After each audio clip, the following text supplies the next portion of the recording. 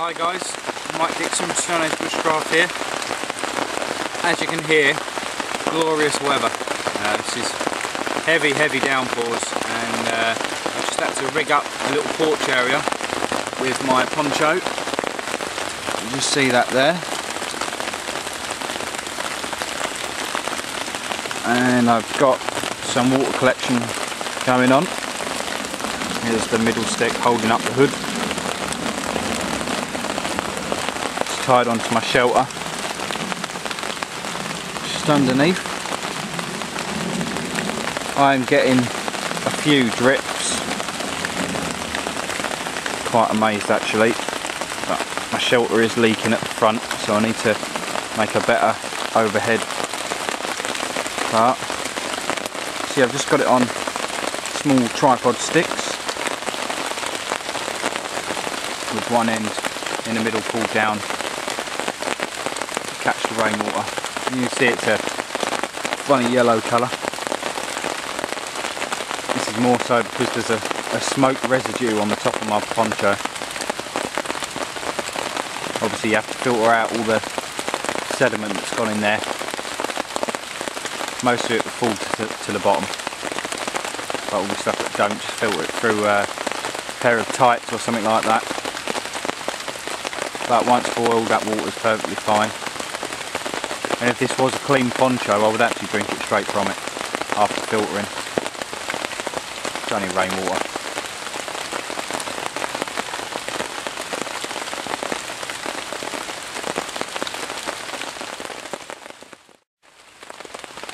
Right guys, that is 3.5 minutes worth of rain collection there.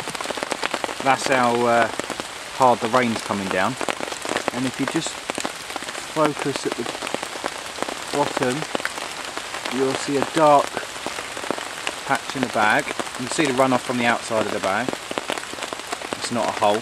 That is the dirt that's come off the top of the leaves and off my poncho and God knows what. But that is a full bag. It's probably over full actually when I go to take that off. But it just shows you how easy you can collect rain water and how easy it is to gather water when you're out in the wild. Bashers or big water capture sheets, you can make these yourself. Small bit of tarpaulin material. Obviously you can weight it down at one end, just stretch it out and peg it just off the ground with one running straight down. Put a bag at the bottom or a water collection device, and there's your water. But that is how easy it is guys. All I've done is tie it through one of the top studs. Don't want to focus.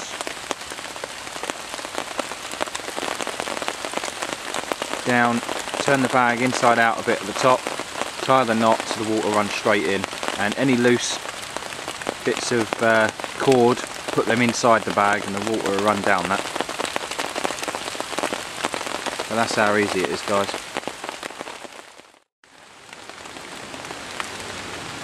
Hi guys, so I was expecting to do a few other videos today, a few video requests, but I think I'll get back round to doing that on a drier day.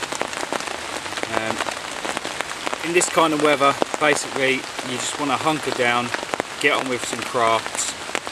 All I'm doing is knocking up a small spoon with my winter small axe. You see it's got the orange on, it's the Barco axe, just a small little craft axe I use. So just going to knock up this quick spoon, and I'll probably have a mooch and then go home. So it's quite good to get out in this weather and see what's around, but the way it's coming down right now, I'm not going to stay out in it to get wet and cold. So just show you the spoon making a bit. I've actually basically knocked up the basic shape, just thinning it down now.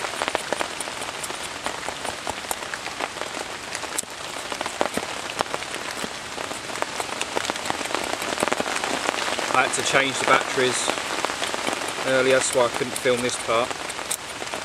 Just waiting for them to charge up.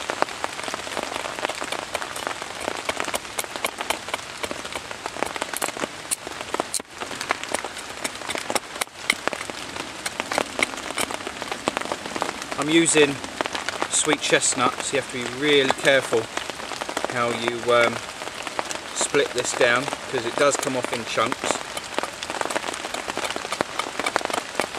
And obviously safety first, make sure you keep your fingers, so you can see, well out of the way of where you're chopping, and make sure you've got a sharp axe. So just with small little movements you can take off what you want.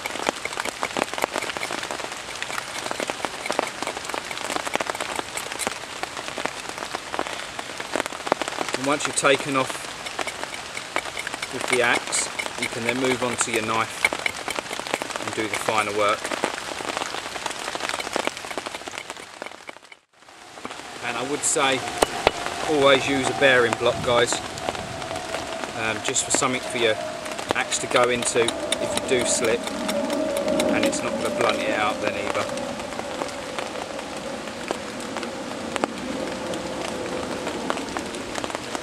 Remember with chestnut that it will have tannin in and it will stain your knife, so you will have some cleaning to do. This ain't too bad, it's quite dry and seasoned wood.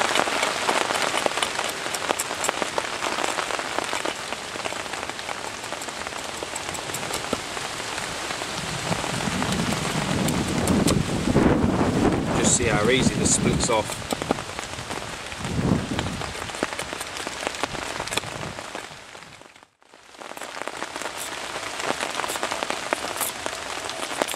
This is where a nice sharp knife comes in very handy.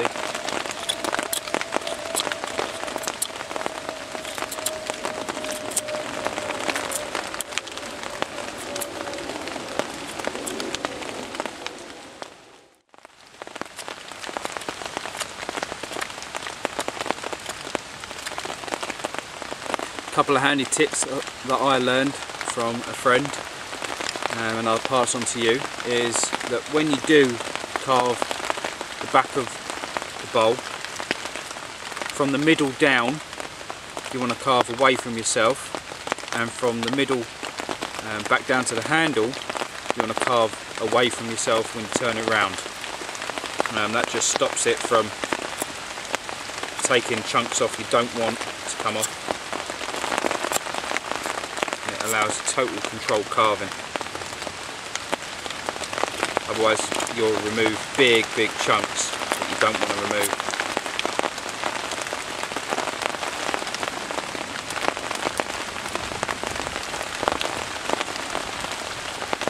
And this is why I had the back of my blade rounded off, just enough for my thumb to get on, just so it don't bruise me when I'm pushing down on it.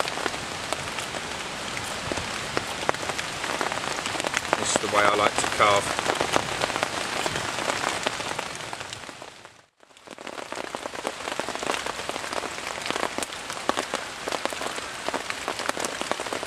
Right guys, you can see quite a lovely pattern that you get with sweet chestnut. What I should have done was bring the bowl back here a bit and then do it around that. It's quite a nice pattern, but I quite like the long grain pattern. The reason I use sweet chestnut is less resistant, no sorry, it's more resistant to rotting. It's a very good wood. Very good wood, easy wood to carve once you get used to it. Taking fine cuts rather than large cuts because you'll take chunks off. But easy thing to carve. Now I've got to that bit, I'll move on to my neck knife. Just put this knife away.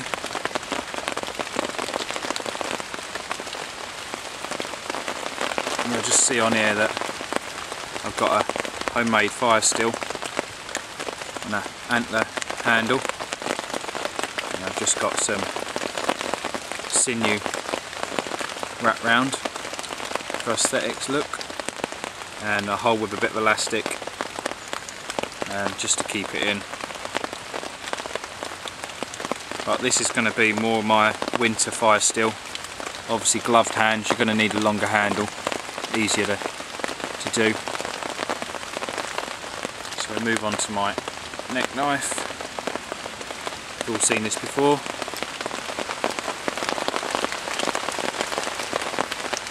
Again, it's rounded off at the thumb area, just for ease of the old thumb, because you do get bruising. You've been carving for a little while.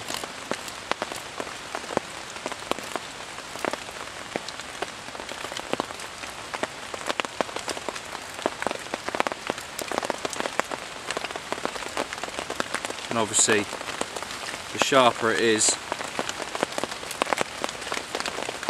the better small cuts you can get. So you can really get those really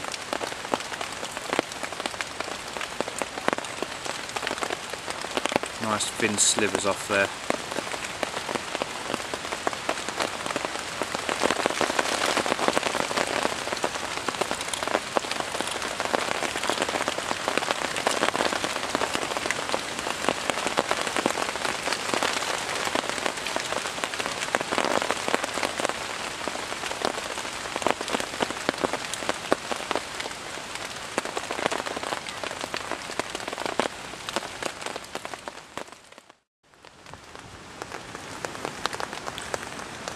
Right guys, can hear a storm coming, so I'm going to pack up, finish the spoon at home, and I'll probably put together a few of the request videos on my layering system, but we'll get round to that another time. So thanks for watching. I will put up a picture of the finished edition, and I might put up a few of my other spoons that I've carved, but I'll catch you later guys.